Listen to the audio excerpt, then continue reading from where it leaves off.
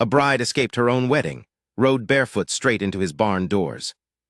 The barn doors went first. I was in the loft, pitching hay down to the stalls, when I heard it, the sound of something coming hard and not stopping. Wood cracked. Then the horse screamed. Then everything went quiet except for the ringing in my ears and the horse still blowing air through her nose like she couldn't get enough of it. I came down the ladder not running. I don't run. My knee hasn't allowed running since the winter of '81, and even before that I can't say it was a habit.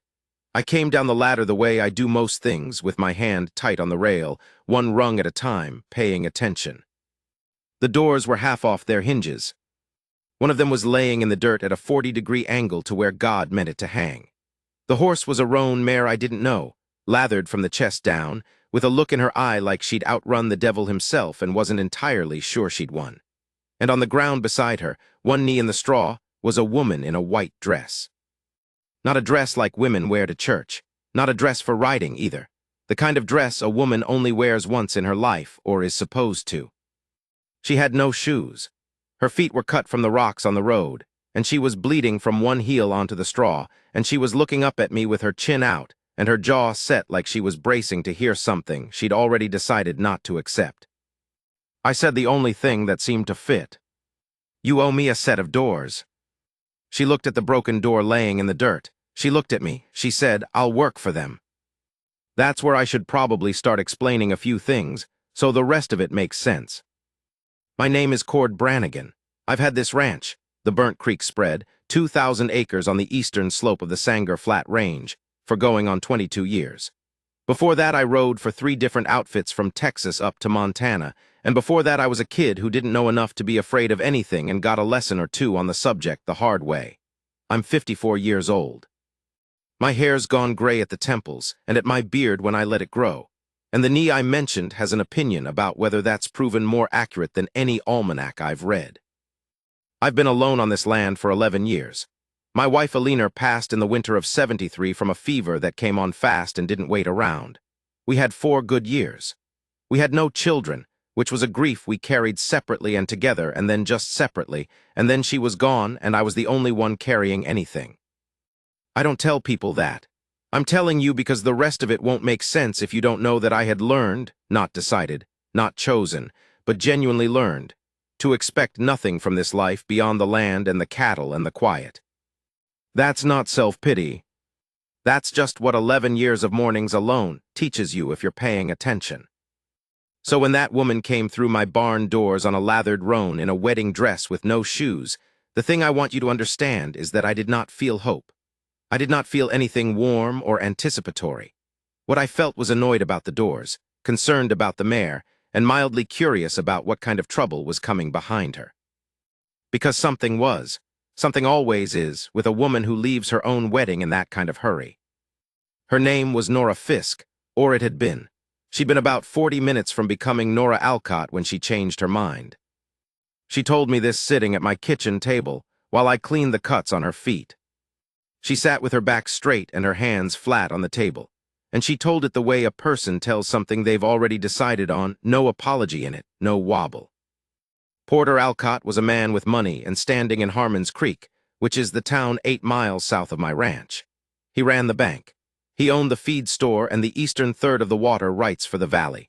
Every piece of business that moved through that county eventually moved through Porter Alcott in some fashion or another, and he had a way of making sure people remembered it. Nora had been engaged to him for 14 months. Her father, dead now 3 years, had left her a section of land and a modest house on the edge of the Alcott Range, had arranged it, or most of it, before the cancer took him. Porter was 30 years her senior and had buried 2 wives already, and had a look in his eye at the church that morning that had finally made something in Nora go cold and flat and certain. "What kind of look?" I asked her. She thought about it. "Like a man checking that his cattle haven't gotten through the fence," she said. "Not mean, just like that." I understood what she meant. I've seen that look on men.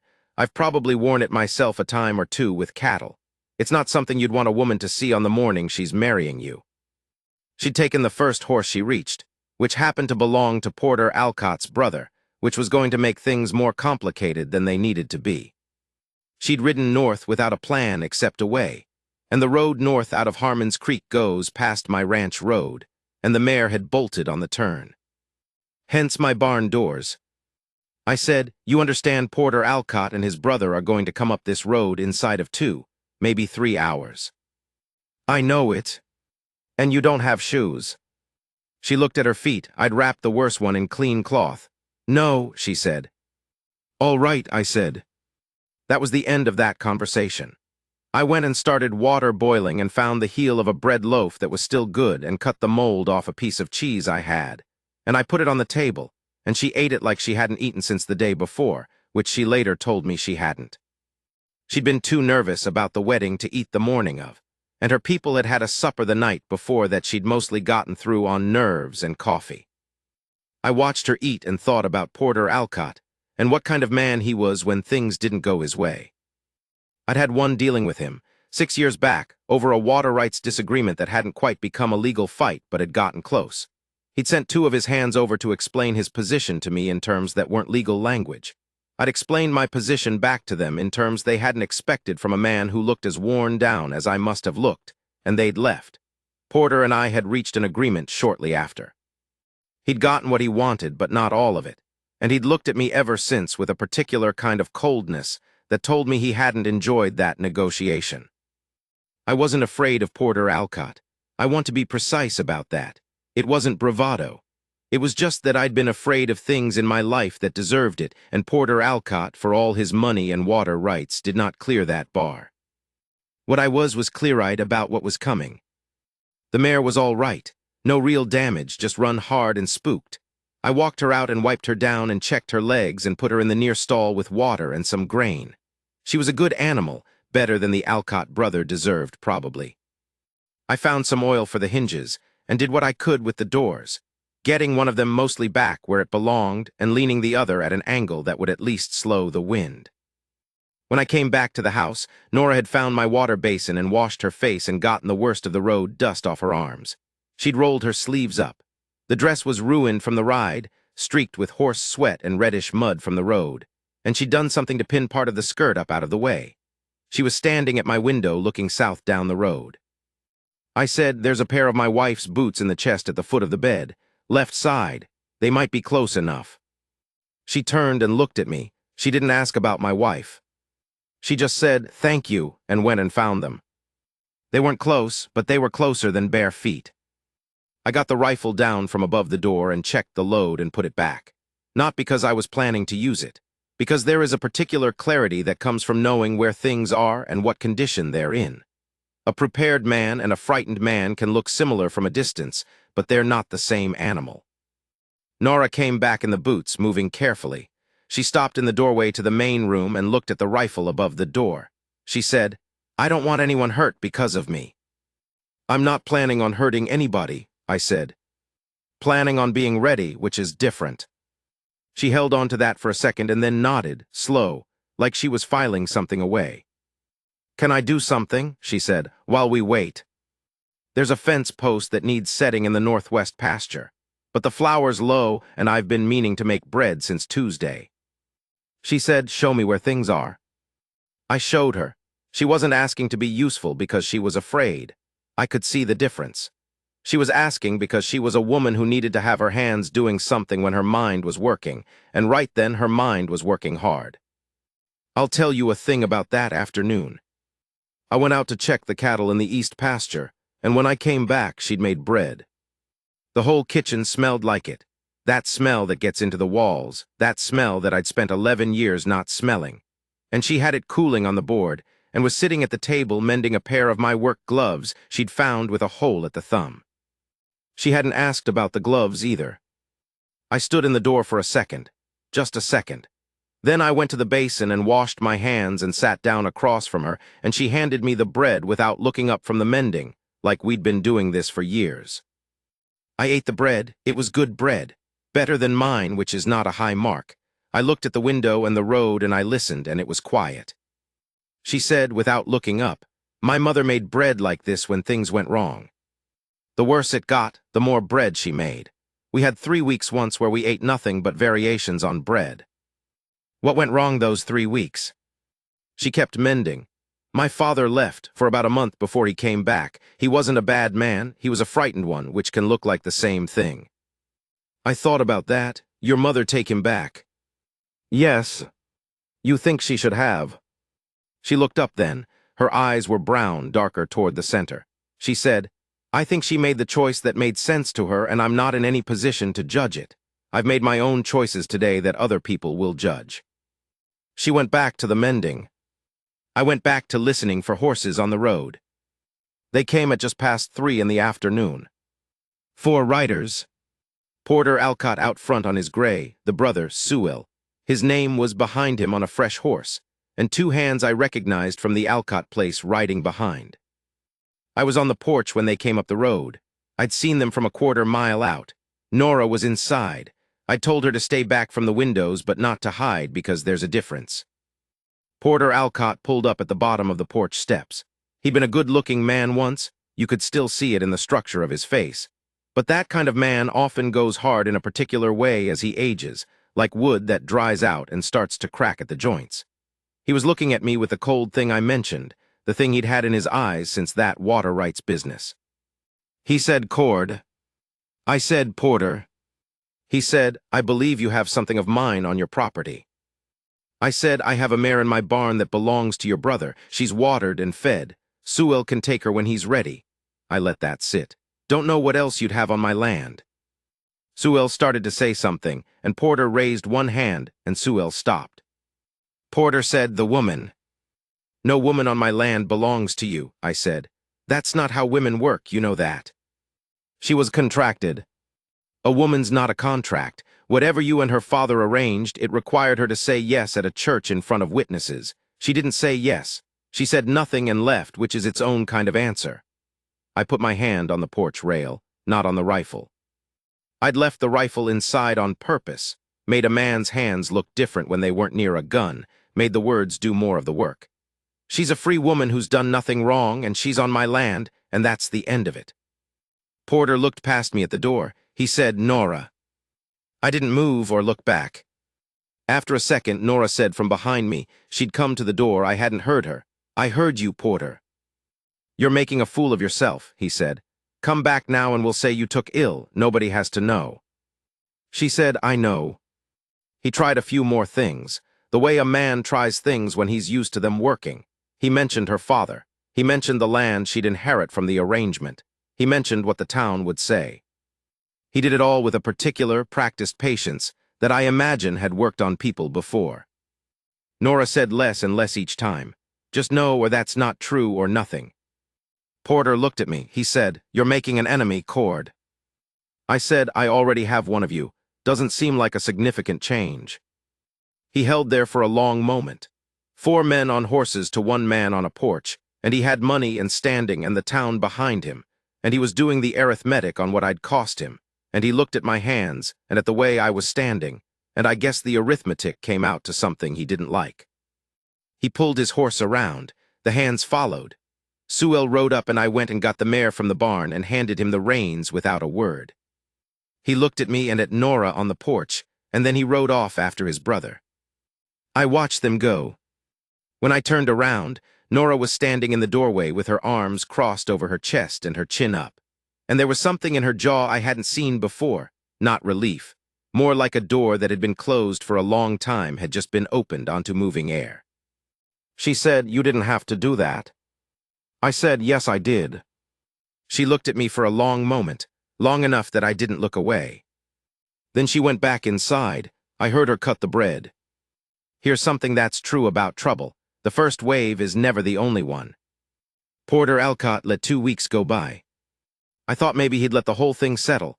A man that aged with that much face to lose tends to calculate whether pursuit costs more than it gains.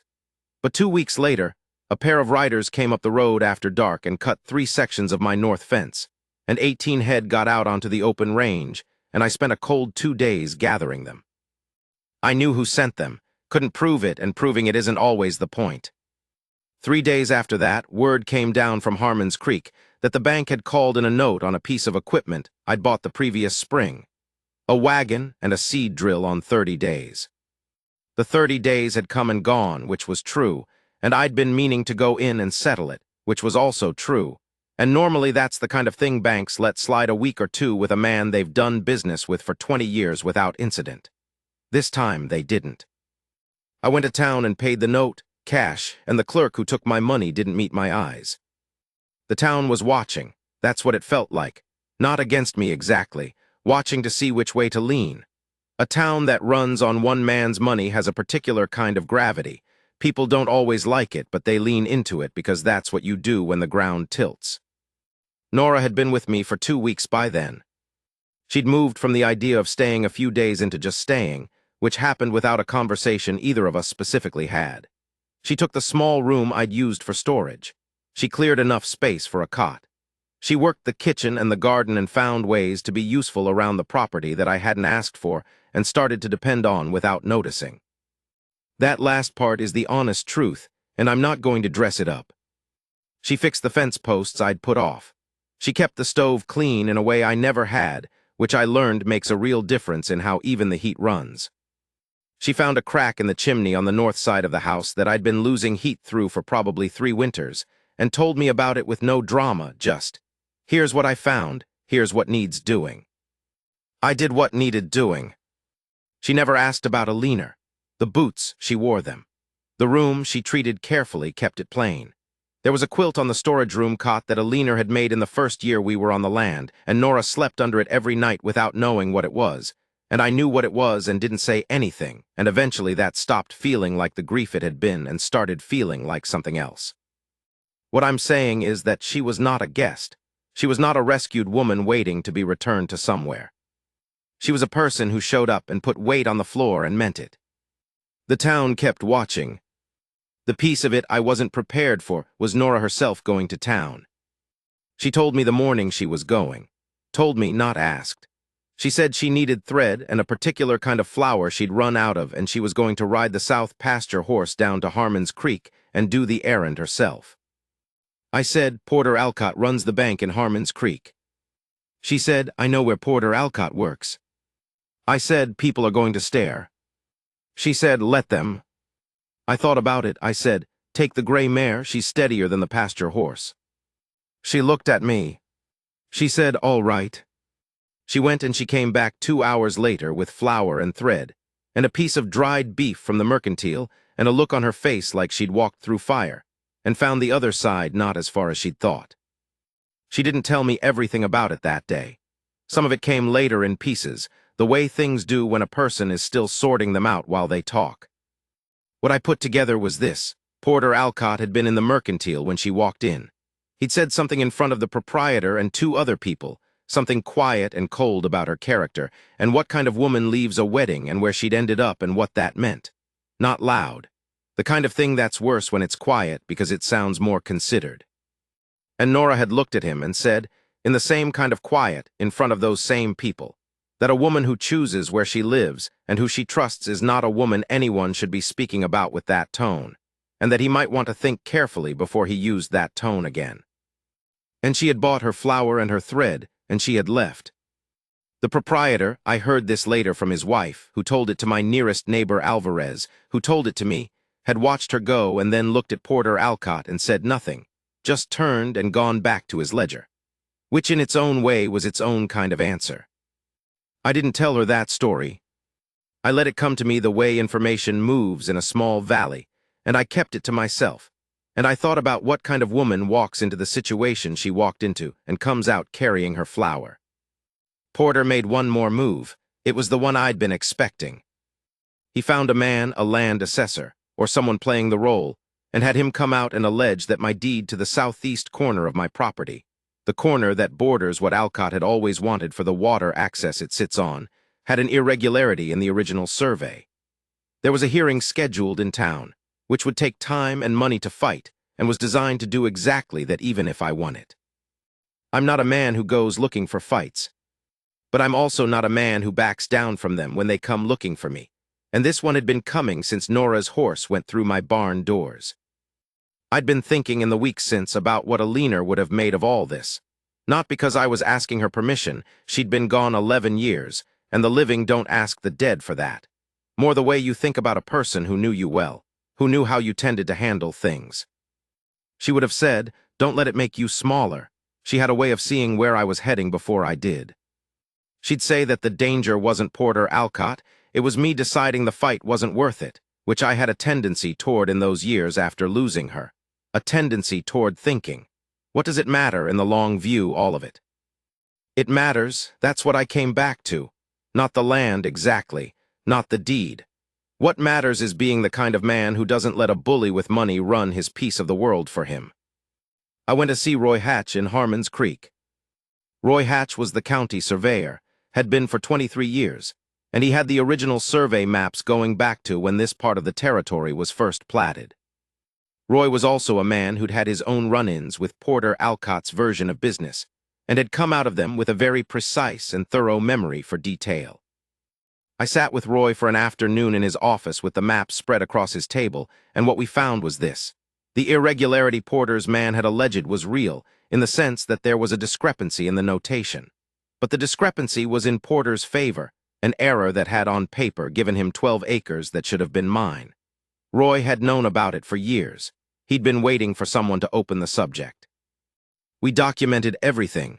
Roy filed the correction with the county clerk the following morning. I want to say I did this cleanly and without satisfaction. That's not quite true. There was satisfaction. Not a big feeling, not triumph, nothing like that. Just the particular satisfaction of a thing being set straight. When I got back to the ranch that evening, Nora was in the barn with a lantern, checking the split hoof on the pasture horse she'd noticed that morning, and spent the day treating with a poultice she'd made from something in the yard. The hoof looked better. She had the lantern hung on the post, and she was crouching down with the horse's leg between her knees and her hair loose over one shoulder. I told her what Roy Hatch and I had found and done. She was quiet for a moment, not looking up from the hoof. Then she said, "He's going to be furious." "Yes. And the hearing. Roy's correction makes it moot. He's filing with the county. The land question will be over before the hearing happens." She set the hoof down, straightened up. She looked at me across the horse's back. She said, "Cord, is this going to keep going, him coming at you because of me?" I thought about it, not because I didn't know the answer, but because I wanted to say it right. "Maybe," I said. "A man like that, when he loses something, sometimes he's done and sometimes he isn't. Can't know yet." She held on to that, "And if he keeps coming?" "Then I keep standing here," I said. "Not a complicated answer." She looked at me for a long time in that lantern light. Long enough that I started to think she was going to say something she'd been carrying for a while, something I maybe wasn't ready for. She said, "You know what I saw? First morning I woke up here and looked out that small window." "No. The pasture, early light, and you walking the fence line, just walking the line with your coffee." She picked up the lantern. It was the steadiest thing I'd seen in years. I didn't say anything to that. She said, "I want you to know I'm not here because I had nowhere else to go. I want that to be clear." I said, "It's clear." She came around the horse with the lantern and passed me going toward the barn door, and then she stopped, close enough that I could smell the poultice and the horse smell and something under that, soap or lavender or something from the kitchen. She put one hand flat on my chest, not a gesture, not dramatic, just a hand placed there deliberately, over the old flannel of my shirt, and she held it for a moment and looked at me with a steadiness that matched what she'd said about the fence line, and I felt it land in a part of me that hadn't been touched in a very long time. She said, "Thank you for standing between me and that man." "I didn't do it as a favor," I said. "I know," she said. "That's why it means what it means." She took her hand away and walked toward the house with the lantern swinging. I stood in the dark barn for a while. Porter Alcott let it go. Not immediately. There was a week of what I'd call static, the sense of pressure without specific action, the way a storm will sometimes circle for days before either breaking or moving on. But the survey correction filed by Roy Hatch made enough noise in the county records that a few people who owed Porter favors started looking at those favors in a new light. And a man who runs on leverage tends to get quieter when his leverage gets examined too closely. By the time the first snow came, it was over, or quiet enough that the difference didn't matter. The morning the snow came, Nora found me in the kitchen before I'd gotten the stove going, and she took the matches from my hand and lit the stove herself, the way she'd taken over that particular task sometime in October without either of us noting it. And while it was catching, she made coffee and I sat at the table and watched and thought about the particular arrangement of things in that room. She said without turning around, "What are you thinking about?" "Whether you're planning to stay," I said. She turned around then. She had the coffee pot in one hand, and she was looking at me with a directness that I'd come to know meant she'd been thinking about the same thing. She said, "What would that look like to you?" "What I've got isn't much," I said. "The land, the cattle, this house. The fence line in the morning, not a lot of company 8 miles from town." "I know what you've got," she said. "I'm not a young man." "I know how old you are, Cord. The knee gives me trouble in the cold." She set the pot down. She came and sat across from me, and she put both hands flat on the table and looked at me the way she had that first night, with her chin set and her jaw steady. She said, "What I want to know is whether you want me here. Not whether you think it's practical or whether you think I know what I'm getting into. Whether you want it." I looked at her hands on the table, the work they'd done on this place in 3 months, the bread and the gloves and the fence posts and the horse's hoof. I said yes. She said, "Then I'm staying." She poured the coffee. She put my cup in front of me. She sat down with hers and we drank it, and the snow was coming down outside the window in the particular slow way it comes when it means to last, and the stove popped, and the kitchen smelled like coffee and bread smell from the day before. After a while, I put my hand over hers on the table, just set it there. She didn't move away. That was 3 years ago, maybe 3.5. I lose track in the way you do when time starts to feel useful again instead of just long. The land's in better shape than it's been since Alina was alive. Nora has a way with the vegetable ground that I never did. She thinks about it in terms of the seasons out ahead, the way a person plans rather than reacts, and we've had 2 good harvests on that account. The fence line I walk every morning. The knee gives me trouble in February, and she has a particular tea she makes from something she grows for that, which I told her once seemed like frontier nonsense and have never mentioned again. Porter Alcott remarried, a woman from the eastern part of the territory who didn't know the history and probably didn't need to. He and I have a certain nod we exchange when we're in the same part of town, which is all that's required. Roy Hatch came out for supper last fall. He and Nora talked for 3 hours about the history of the county surveys, and I don't think I said 10 words combined, which suited me fine. The barn doors I rebuilt in the spring after she arrived. Replaced both of them, solid new hardware. I don't know why I didn't do it sooner. They'd been on my list for 2 winters.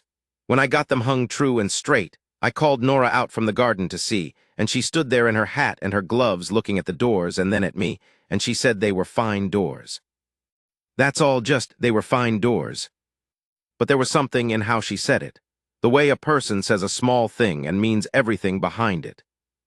I'm not good at all of this, I want to say that. I'm not a man who talks easily about what I carry, or who I've been, or what things have cost me.